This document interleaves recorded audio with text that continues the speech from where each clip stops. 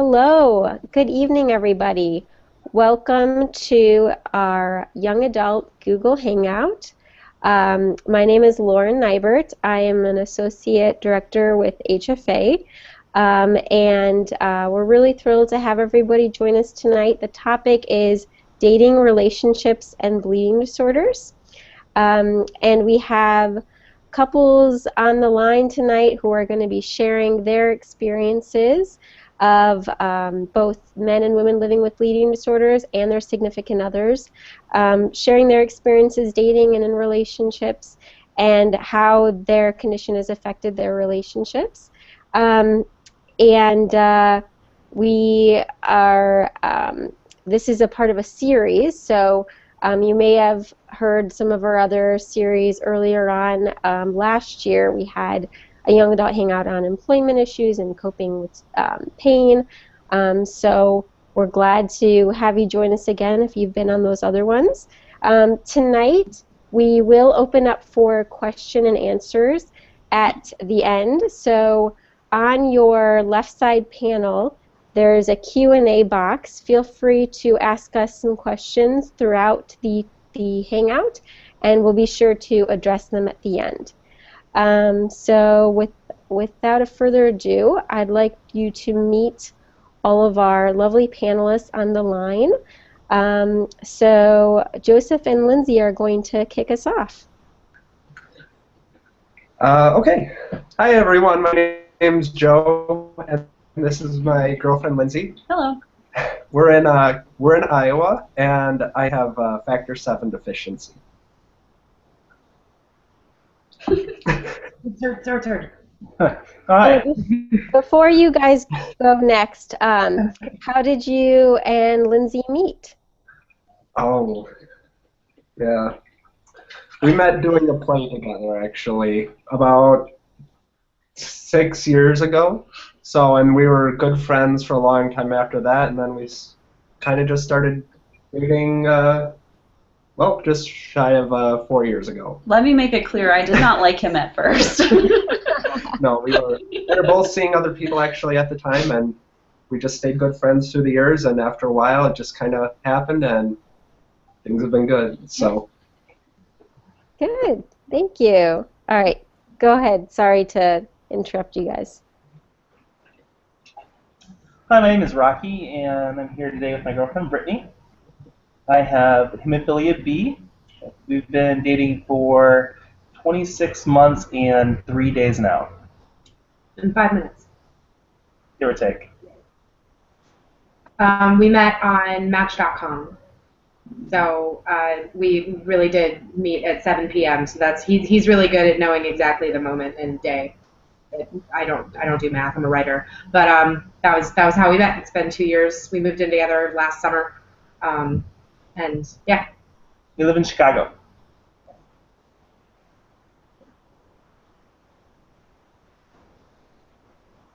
All right, go ahead, Leslie.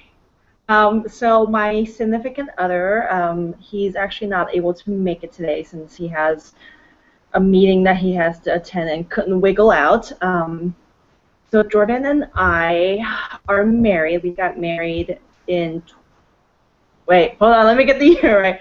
2012, so it's been about 2.5 years now.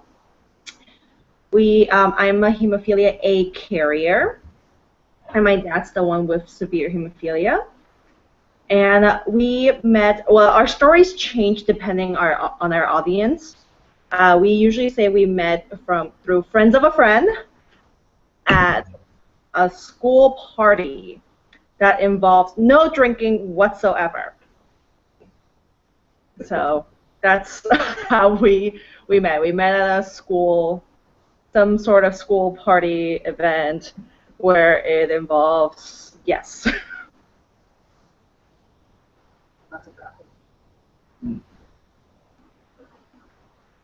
So we say love could be found anywhere, is what we like to say.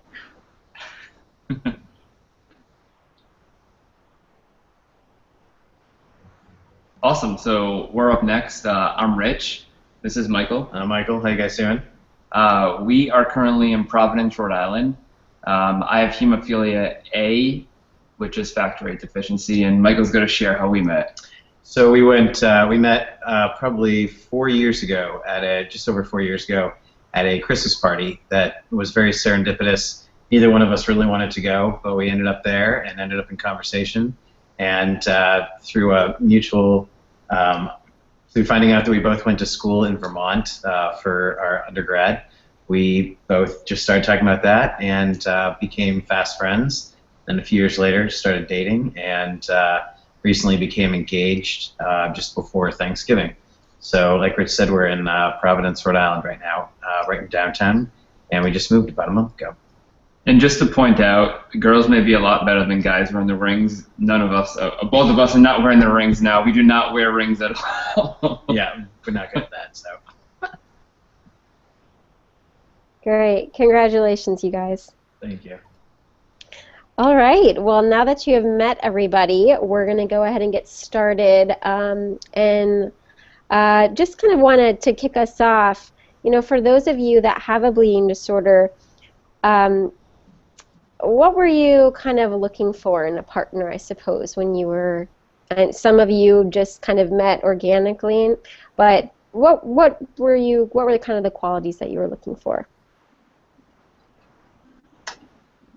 I guess for me it goes without saying that I wanted someone who was more responsible than me, because I definitely needed that. But I think I was always just looking for someone who was patient and understanding, because there is limitations that creep into everyday things. So I was, yeah. So I guess patience and understanding are two things that I really looked for in someone, and I got them both.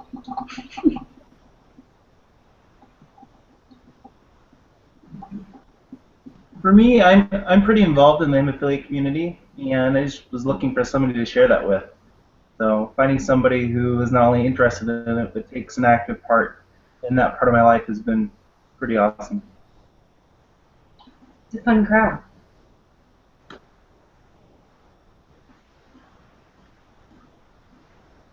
I think for me, since I was a carrier, and it's a slightly different take on looking for a partner. Is not just someone, because I personally don't really exhibit a lot of symptoms, but then it was really important for me to find someone that's really understanding of my family as a whole, since it is, my dad has it a lot of, and some of my family member also has it. So it was really important for me to find someone who is understanding of my extra family obligations and limitation towards, being with my family and not just myself.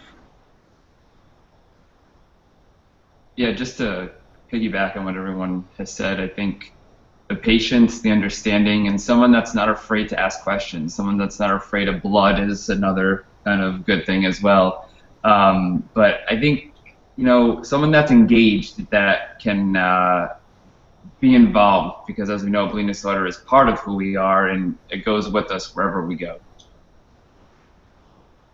Yeah, actually, I want to go back to Rich's point, is that I feel like a lot of us are very involved in the community, so finding someone who's actually not afraid to meet other people are really important. I feel like, Michael, you probably know, you just meet so many different people, and whenever we go to any of the events, we start hanging. And I think that's also something, knowing that we have friends from all over the state and all over the world, and that we all just have to be understanding when one of our friends across 3 time zones are asking for help. That's very true. Lindsay got a little bit of a crash course in bleeding disorders, since when we were still friends and our first year of dating, she came to the hemophilia camp in Illinois as a counselor, so I invited her the first year, and so she learned a lot real quick in those first 2 years about bleeding disorders, and she's a fantastic camp counselor, so there was that to boot. So it's a good way to go about it too, I found.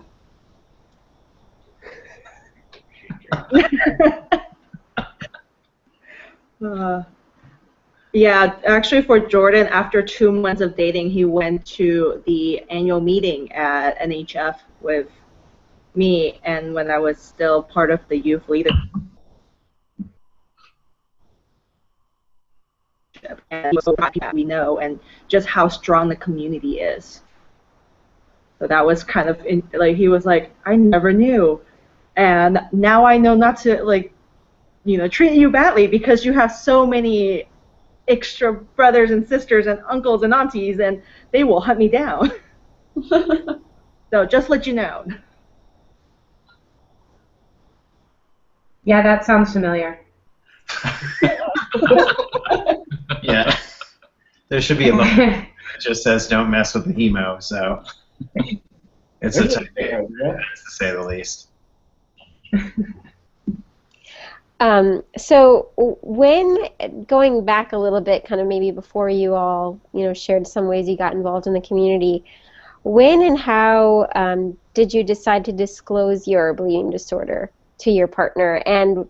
And for those of you significant others, what was your, initial reaction to that?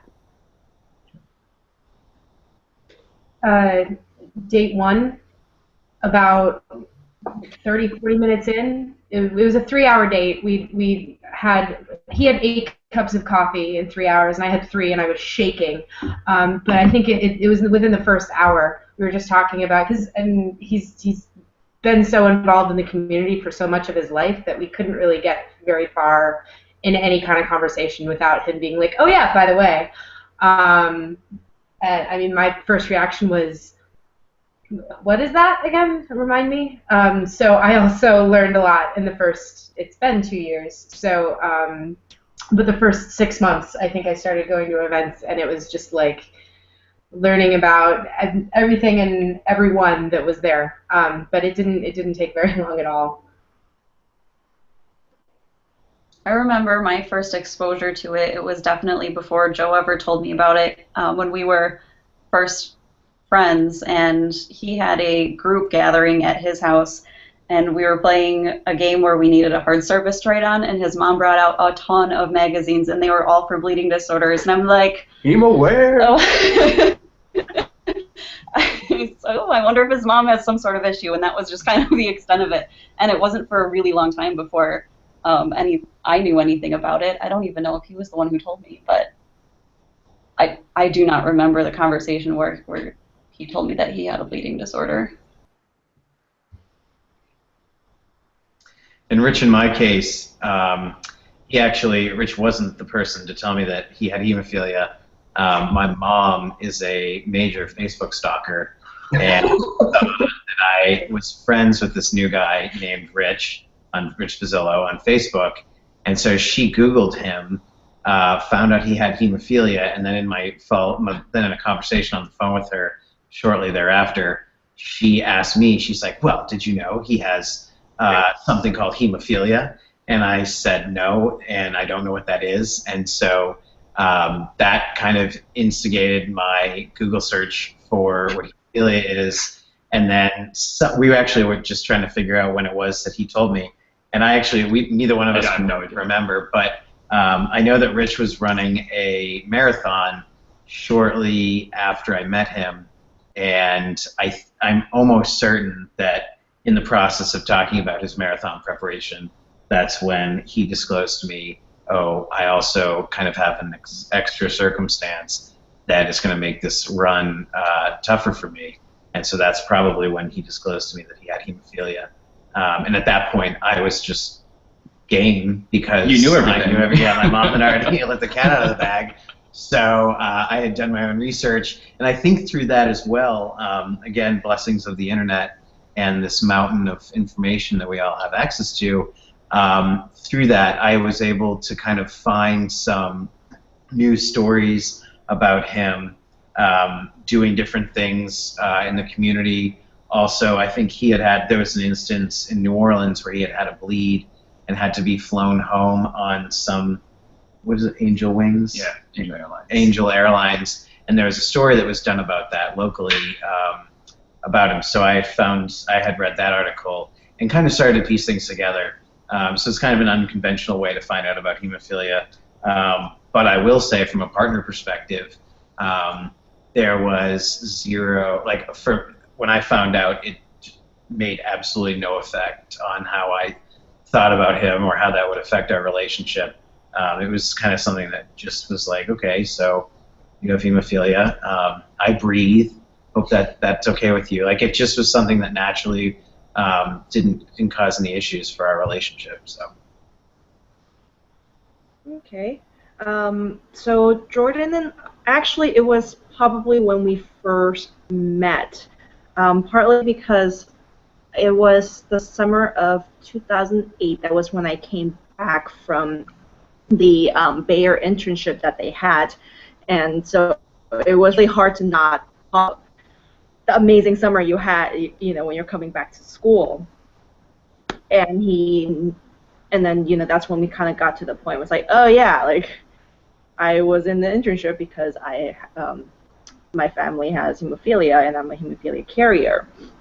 He was actually really okay with it.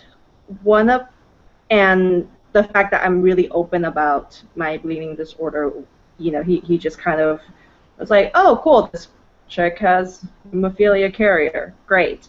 But the only, and I don't know if we're going a little sidetracked, but because I was so okay with it and I was really open about the whole thing, his family, most of the mom and the sisters are actually nurses. But then I never really specifically said, oh yeah, please don't tell your mom about it yet. And so a couple months into our dating, he actually told his mom, and his mom had this major heart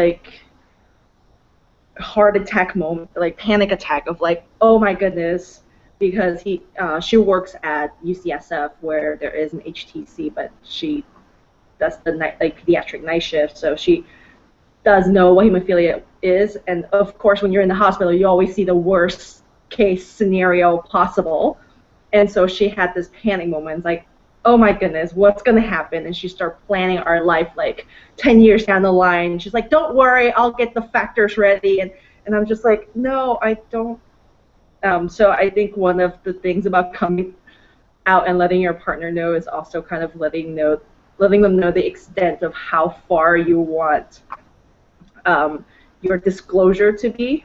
Of course, nowadays with, yeah, like you said, with Facebook and just the internet in general, and the fact that, especially if you're really involved, it's kind of hard to hide the fact. But that was one of the things that I didn't think about at the time, because I was like, yeah, I don't care about anyone knowing. But I didn't know that by his parents knowing, it affected me a little more than I thought it would have been.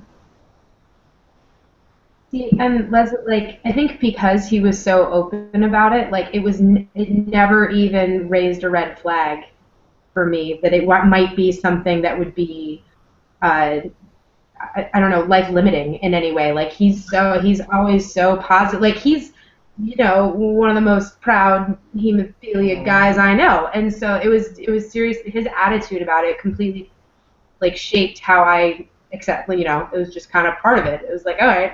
Okay, that's just kind of part of who you are. Great. I would totally.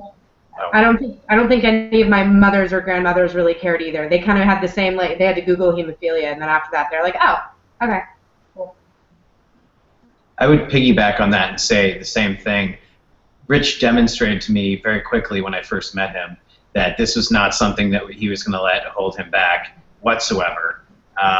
And although sometimes my dad does ask, or at least at first, I should say, to give my dad credit, he asked if Rich's life expectancy was any shorter, simply because he had no idea how this all worked. But otherwise, it has been a zero issue. And again, through Rich's demonstration of his lifestyle, I just realized very quickly that this is no one. I'm not dating or getting married to anyone who's going to be sitting on the couch for any more than 5 minutes at a time. So he's pretty active, so that just means he's good to go anytime. Yep. I mean, I think for me it was a little different in the sense that I wasn't But mom is also a little nervous type, so she was really concerned about our offsprings when we, third month into dating. Of course, we're now married, so crisis averted, I guess.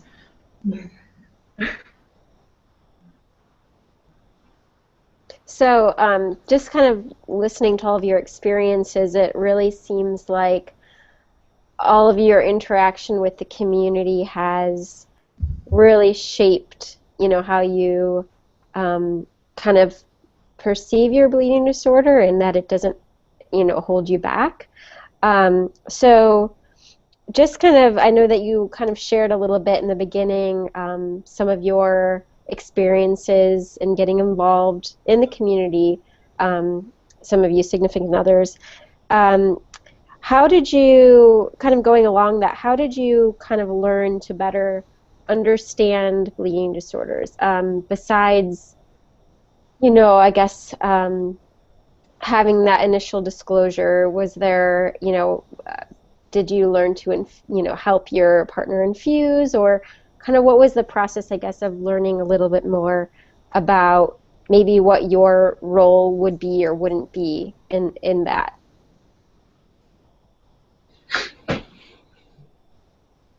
I think the fact that I went to camp right away, that was when we were still just friends. I was able to just kind of really get a big understanding of a lot of different bleeding disorders and understanding exactly what factor 7 deficiency was. And so that was really the biggest learning experience for me, getting back home and realizing that I cared a little bit more for Joe than I did before I went to camp. Then I did some extra research to just to be more knowledgeable on that over time. Definitely the next year at camp, I had learned to self-infuse, and and just the seminars that we've been to or conferences together. We've done a couples retreat, and we did go to the conference down in Texas last year for couples, and just learning how to support him, whether it's talking to other people, other significant others, or other people with similar bleeding disorders, just trying to figure out different ways that I can support him.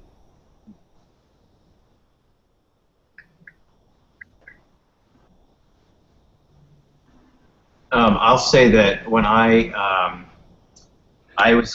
met Rich, he very quickly, also being someone who's involved in the hemophilia community, he introduced me to a lot of friends of his who were coming to visit, for example. Or then the other thing that happened shortly after we met was, going back to that marathon I mentioned, he actually had a bleed that landed him in the hospital for a few days. Go figure, after a marathon. And so that was a big education, a big step in my education of learning about it. And I was only a friend at the time, but having to understand how this whole thing works and what's going on inside his body that's making that happen, that was like throwing you in the deep end of the educational pool for hemophilia. And then kind of after that, it just became something that we would talk about frequently, how he manages it. And also, I got to know, because the Hemophilia Federation is in D.C., where we used to live, I ended up meeting some of his coworkers, and then with things like Hill Days and whatnot, there's a lot of people who are coming down, and so it gave me chances to ask questions and to get myself educated.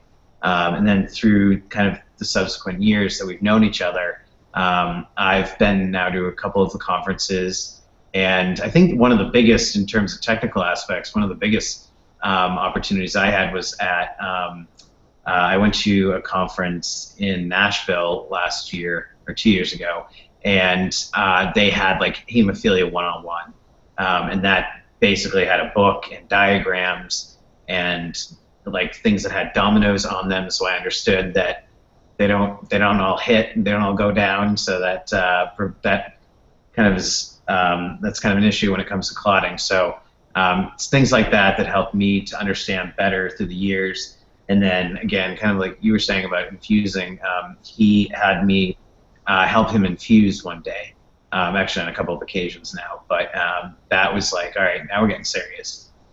This is, yeah, you got to stick that needle in the right way, or it could be some problems. So that was really helpful. And then also, Rich has had a couple of procedures over the years that I've known him. So going in for consultations with the doctors and talking to hematologists, that has also helped me in my understanding. Just listening too. Listening is a huge part of it. So that's been one of the greatest benefits for me, is just listening. So.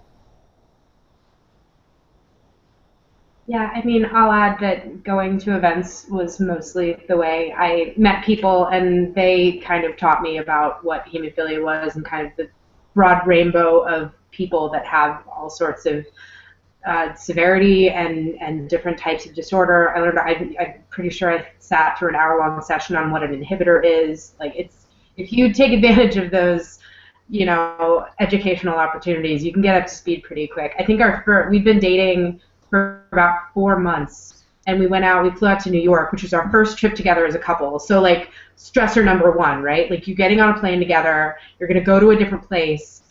Oh, how's this going to go? And we went to the Coalition for Hemophilia B symposium out in New York, and fantastic event, definitely a crash course in, like, you know, because you've all been to these sessions, right? It's like 2 hours on what the current health insurance landscape looks like, and it gets deep. It gets really specific and really deep. So that was, I mean, there was kind of that formal education part that was really helpful for me, just in like, and I like reading and I like kind of figuring out what's going on. So I was catching on to that, but then just talking to people. There's always like a dinner or something, and you meet, you know, people he's seen every year for the past 10 years or whatever, and this is the only time they get to spend together. So it's as much about friendship as anything, as being part of this community. So I was really happy to get into that. And I'll never forget, by the way, that was our first trip together. We got to the airport, and I remember we got out of the cab and we're walking into the airport, and I looked at him like, we're totally not fighting right now. Like, this is the best thing ever. This trip went so well. So. It was a good time. Yeah, true love.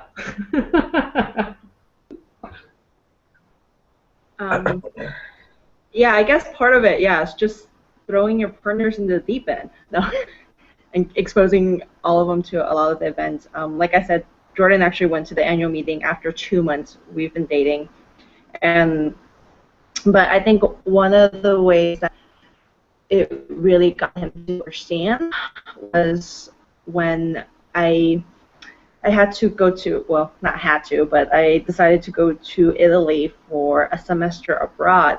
But that also meant that he wasn't coming with me, and my dad needed medical attentions, and as well as, you know, filling out paperwork during that time, and he actually took all of that on. And I think it gave him an idea of, like, hemophilia is not just a medical condition, but there's all these healthcare and insurance businesses that kind of comes along with it, and I think he started to appreciate a little more of when I'm here.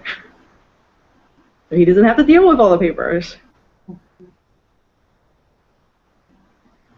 As far as continuing to figure out how to support Joseph, I have gotten a lot from really just talking to him, and him being his own advocate and his knowledge of his bleeding disorder.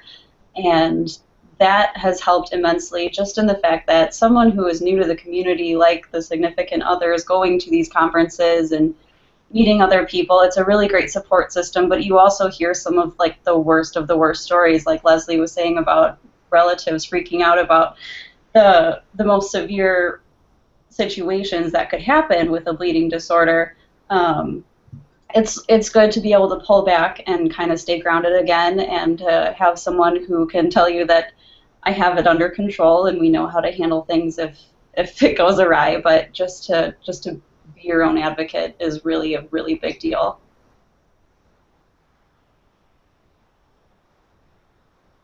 Great, thank you. So turning to the partners for a moment here, you know, as your significant other has a chronic condition, how do you make sure that you keep your own needs balanced as well. You know, if you have maybe your own health or medical conditions or what have you, or if you get sick, or have you had instances where you've kind of had to make sure that you were you know, keeping those types of things balanced in your relationship?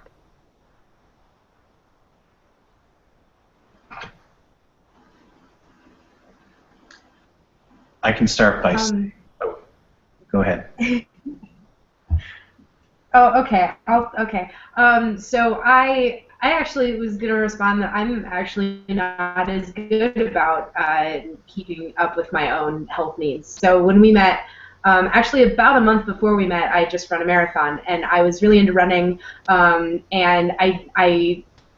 I'm going to partially blame the fact that there's 2 feet of snow outside and we're in Chicago right now, but I definitely have noticed that over the past couple of years I haven't been running as much because it's something that that he is, not as excited to do in the first place. But also just it's not the kind, so we've found a lot of other activities that we can do together. So the flip side of that is I'm not running as much, but we have been taking swing dance classes for like a year and a half, and that's become a lot more central to my activity and exercise. So we've just kind of found stuff that we can do together so that we can spend time together and so we can stay active and be healthy and go out and meet new people and look awesome on the dance floor. That's the most important. Can you show us a move? Let's get to the Q&A section and then you bet.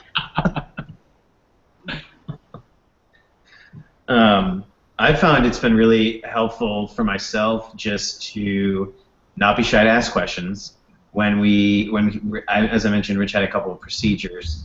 So like when he goes into the hospital, I make sure to just not be bashful. And I think one thing that I try and do is kind of make light of the fact that I'm a novice. And so just to take it easy on me, but that I am going to ask questions because I want to know what happens. And in any case that he might not be able to answer for himself, I want to be able to be there for him and to be able to know exactly what's going on. And so I just make sure to ask a lot of questions and make friends with people. I mean, I don't have any conditions. I'm very fortunate. I don't take any medications, and I have a very clean bill of health. So I don't have anything to compare this to. But it has been hugely eye-opening for me as an outsider in the last few years to see just what a supportive community this is, and never seen a group of people advocate for themselves and for their community as I have in the hemophilia community. So just making friends with people and making those connections. And I'm also, because Rich works with the Hemophilia Federation, I have a bit more of an insider's perspective as to how these different things work. But at the same time, education that way, just through seeing things on social media, and taking a couple extra minutes just to read the history room that HFA has, and understand the past as well. That's been hugely eye-opening for me as well. Just kind of understanding where this has all come from, and making connections through the past as well. And doing things like HFA's bike ride, too. And I'm not a paid spokesperson for HFA by any means. But I will say, by doing things like the bike ride and going to symposium and stuff, you form more connections. And for me personally, that's been hugely important, and a critical way for me to understand and learn better about bleeding disorders and hemophilia in particular, since that's what Rich has. And it's important for me to know about that. So, there we go. I will say really quickly, and I know this is for the partners, but I feel as though sometimes, as the one that has a chronic condition, I become the nagger when you have a headache, and I'm like, okay, well, take some Advil, or take some Tylenol, or you're limping, it's like, put some ice on. And I think we're conditioned, for those of us that are living with a bleeding disorder, to always think ahead, because without factor, you're going to be 10 days behind if you're not taking care of yourself. So I do feel sometimes, as the one that is always thinking ahead about my own health, I'm always thinking ahead about your health too, and you're not as when I'm not thinking ahead about my health. So Yeah, yes. it's a symbiotic relationship that works very well, particularly for the two of us. Yeah. So.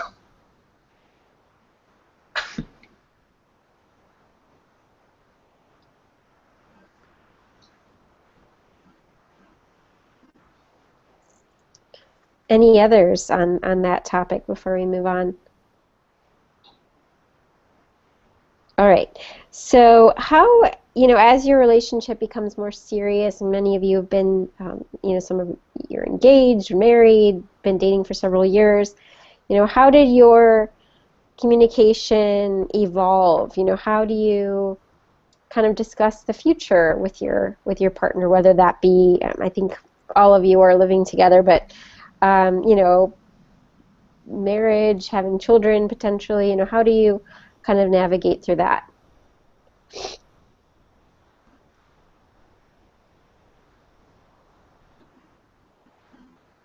Ours has evolved a little bit just from me kind of knowing about it and being there for surgery and just kind of just being there for him to how involved do you want me to get? How much would you like me to hold you accountable for, being proactive or being careful?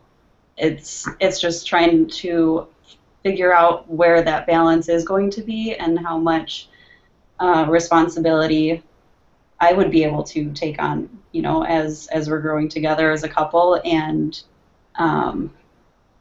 just making sure that like we're both a partner in this and that he is not having his chronic condition by himself. So that's how the dynamic has changed a little bit as we've grown closer, just to figure out where I stand in his condition. And honestly, as far as talking about our future, I guess, we're both in our 20s, and I pretty much have my bleeding disorder under control now. It's been something that's been second nature to me my entire life. I don't know if it's really come into play much with talking about it. It's so simple to me now in understanding what I need to do when I need to do that I don't know if it really has played in much. Maybe a little bit. Every apartment we've had together had stairs, so I guess it needs playing a little more. But no, I think it's been good. It's something we keep in the back of our mind, but I don't know if it's ever really come to the forefront as a very important issue as far as moving forward goes. So. And as far as having kids, for a couple of reasons, we're not very concerned with that at the moment. Right now, we're not planning on that at all in the future. But also early on in our relationship, it was brought up just to be curious about like what are the chances of his children having, a bleeding disorder or being a carrier or anything, and it's so unlikely with where he's at genetically that that's also not really a concern for us regardless. I'm an anomaly. There's no chance of this going farther. We're good. Never say never. I think that's what my mom said. That was a little horrible.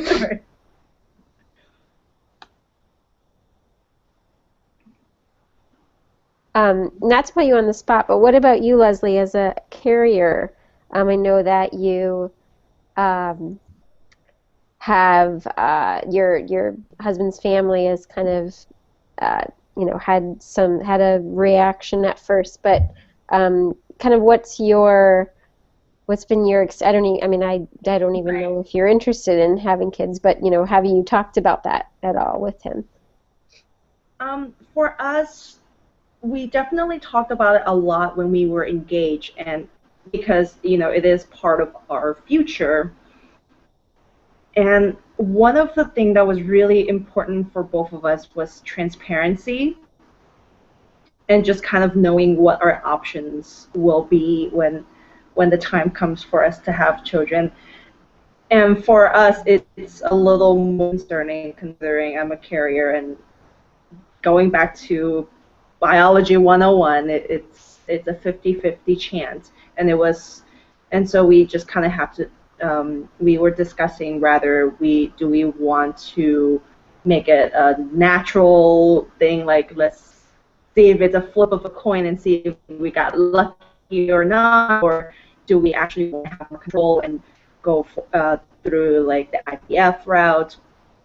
So we've definitely talked about it, and this sounds, and because he also has a chronic disorder, we kind of, talk through a lot more about how it actually would interact with if our kid unfortunately ends up having hemophilia and his chronic disorder at the same time, and would it just turn our babies into a super bleeding baby or not? And so we definitely talk a lot about it, and we do keep in tap with the newest technology to see if there's better options as we waited out a little longer since, I went back to school, so we're just trying to, hopefully in a couple of years there will be, the whole therapy will be all fleshed out.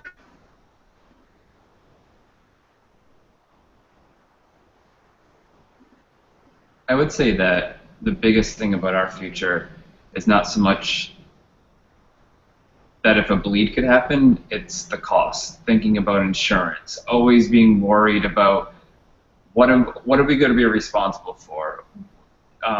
Does factor fall within major medical or pharmaceutical, or what is our deductible, and how, do we have enough of savings to potentially cover something if it's not covered through insurance, and what plans are out there? So Michael knows me very well that I'm really anal about this, because I know that, we all know, especially when you're living with it, how expensive this is, and I think that really plays a big role. I know on me thinking about our future in terms of where we're going and what we're, kind of doing, especially thinking about adoptions or thinking about buying a house. Insurance is always the biggest kind of sheep in the room, elephant in the room. Sheep, elephant, llama, bear, whatever it's called.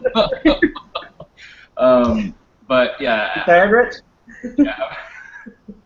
I would say that insurance woes definitely weigh more than the bleeding risks.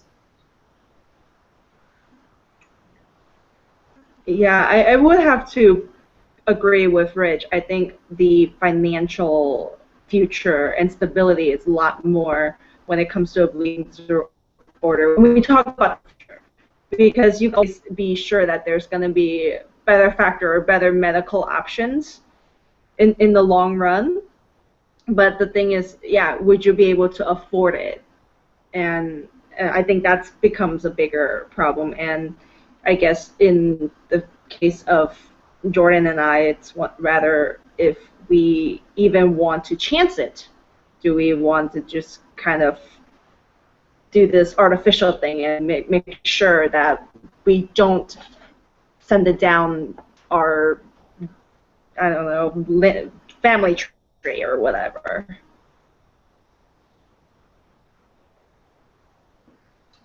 My experience has been a little bit different in the fact that I also have a full family, lots and lots of bleeding disorder.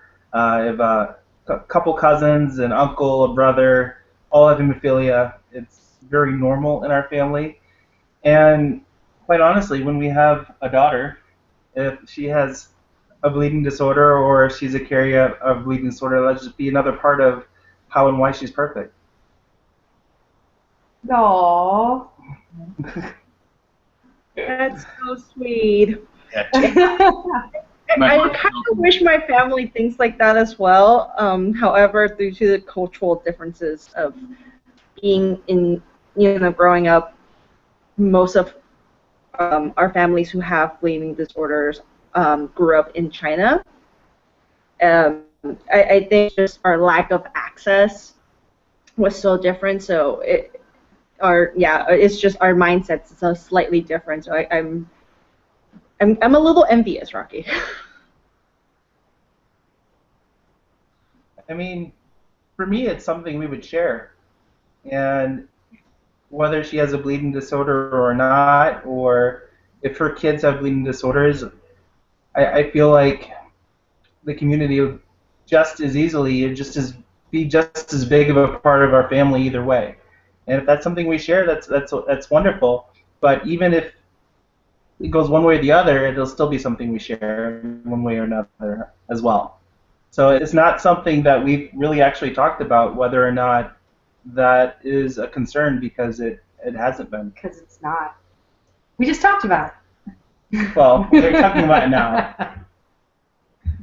More conversations to come. No, I mean I was going to say we just moved. I think a couple of people were just saying they all just moved, and one of the most like present part of it in the whole planning for the future thing was that the apartment had to be on the first or second floor. It didn't no matter how much I loved that third floor apartment, wherever it had to be on the first or second floor. So you just make that part of the must-have, whatever it is. I was really happy to find a first floor apartment. Yeah. Yeah, my needs do not want a third floor apartment. That was not going to happen. So we have a lovely home, and we have a spare bedroom, so we can continue to visit the family. I thought you were going to say invite your wonderful friends from the internet over to stay with us, which you all are. I'm more ready to have kids than she is, I think. I'm also like 6 years younger, so, you know.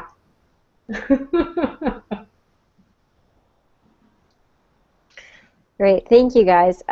So just we don't have any questions at the moment, but if anybody listening in has any questions, feel free to write them in.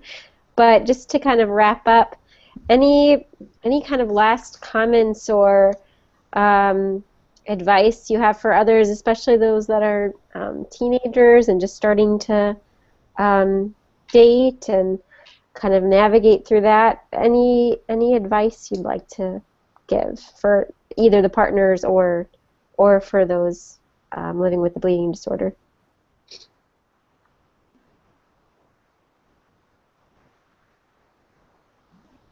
One thing that I've kind of learned, not just with dating Michael, but in terms of my family, the older I get, the more I realize that family, friends, significant others want to know what it's like to have a bleed.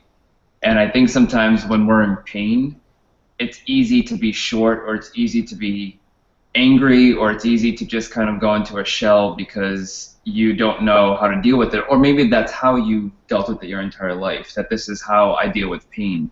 One thing that I realized living with you is that I need to communicate, and I need to personally say, I'm okay right now, I just need some space, instead of being short when I'm in pain or when there's a bleed. And when I look back at when I was growing up, that was my go-to when I was experiencing any type of pain associated with hemophilia. I would kind of just go into my place. So I would encourage that if you're listening and if you're dating, or if you're a parent out there that's listening, I think encourage children, teenagers, or if you're an adult, to just communicate. You know, one thing that my younger brother said to me, and I will never forget, he does not have hemophilia. He said, I know what it's like to sprain an ankle, but I don't know what it's like to have a bleed.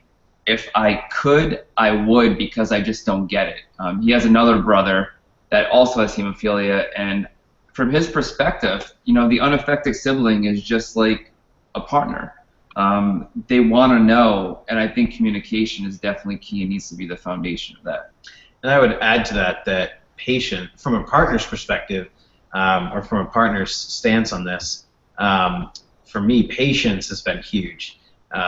I mean, Rich has been fantastic. Anytime that we've had a situation come up, which thankfully has been seldom, but things do arise every once in a while, and I just try to practice as much patience as possible, because I don't, as I said earlier, I don't have any conditions, and I don't know what this is like at all. And but I think one thing that is universal is seeing another person in pain. And so when I see him in pain, or in a situation where he has become handicapped from his normal everyday self, this is I'm as patient as possible. Ask what can I do to help you, and then if he, I mean, sometimes he might bark back at me, but I understand that it's because he's in a place that's not great for him at the moment. And then in everyday life, we just make sure that we have an open dialogue. Like if we go on a day hike or something like that, I'm always the mom who's like, did you pack Factor? Or if we're going on a trip, like we went to Washington a couple weeks ago, and I was nagging him in a nice way, asking, did you make sure that you took your Factor with you? Just to make sure that we don't get down there. And he falls on ice walking into the airport. And then we're like, ugh. So, but just being communicative with him and making sure that we're all on the same page. And also I should say, for people who are just coming into this situation with a new partner or a new boyfriend, girlfriend, hemophilia actually is really cool. I mean, some people may beg to differ, but on the word choice there, but I think it's like one of the coolest things ever. That it's just been so interesting and has led to so many great opportunities and discussions and relationships that we forge with people. It's really a blessing, like you said about, like Rocky said about having kids. It just makes your kid, makes your partner that much more perfect. So it's been really, I can't imagine what our life would be like together without this. So it's really about big picture and how you look at it, and this has really been a blessing. So. Coming kind of on what Michael was saying about when the person's in a place of pain, as a person who does experience that chronic pain that comes with hemophilia, I think something that I've had to learn is that personally when there's nagging, it does come from a place of love, and you, as a patient, you do need to have that patience that comes from knowing that, the asking, even though you have so much on your mind and you might just be in some of the worst pain you've been in a while, what they're asking isn't to annoy you. It's really coming from a place of love and care, and to make sure that you always see it that way, because it's always true. So that's just a little tidbit that I've learned and had to really learn to appreciate too. So. And that's how that conversation came about. How much am I supposed to be helping you figure out, what you need to do? So.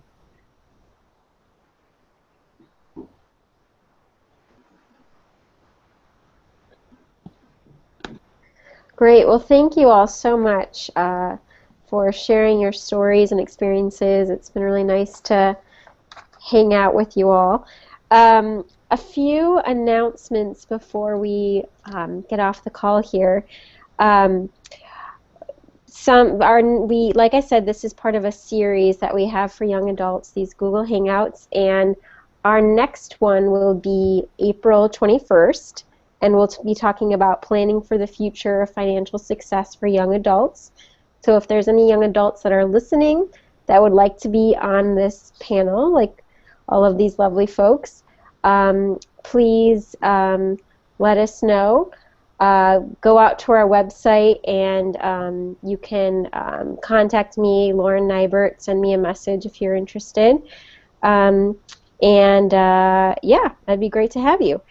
Also, our annual educational symposium is coming up for HFA next month, March 26th through 28th, which some of the panelists have shared about going, which I think all of you probably have been before. It's a very community-centered event. It's in St. Louis, if I didn't mention that this year. And we will be having for the first time this year a track specifically for young adults. We'll be talking about topics such as this: dating and relationships, employment, advocacy. So all of the sessions will be geared towards young adults. So we'd love any of you to attend. Registration is now open. So you can go out to our website, hemophiliafed.org, to check that out. And then one final piece, too, I wanted to mention. HFA has a project right now called Choice, and it is a project driven by us with support from the CDC, the Centers for Disease Control.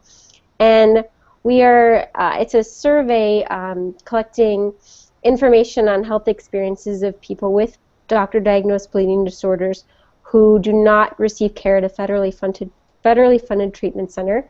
We have a survey available online, both English and Spanish, as well as a paper survey too. So if you haven't taken that, and those who do receive care at HTCs can take it as well, please check that out and share your voice and experiences with us all. And that information will help us, improve our programming and better serve the community. So with that, those are the announcements for tonight, and I'd just like to thank again all of our panelists and everybody that's listening And this is being recorded right now and will be available on HFA's YouTube page as well. So if you know of any friends that weren't able to join us tonight, please have them check us out and watch the recording. So thank you all, and I hope you have a lovely evening. Thanks, Lauren. Thank you. Bye, guys. Bye. Thank you.